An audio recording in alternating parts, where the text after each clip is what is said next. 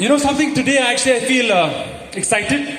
I feel actually happy, because we are in the presence of many Bollywood stars, Bollywood celebrities, ministers, of course. And I think we'll be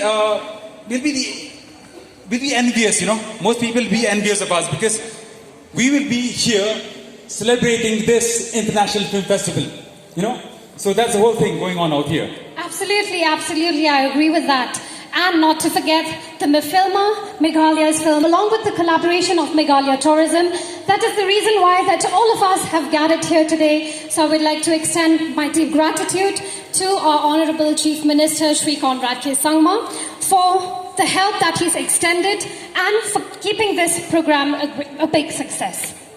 See, the main objective of this whole International Film Festival, we'll be speaking about 40 films in the next 4 days in 4 venues. We'll tell stories about Meghalaya through documentaries and films. And of course, we want to portray that Meghalaya is one of the best film shooting destinations, not only for the domestic market, but also for the international market.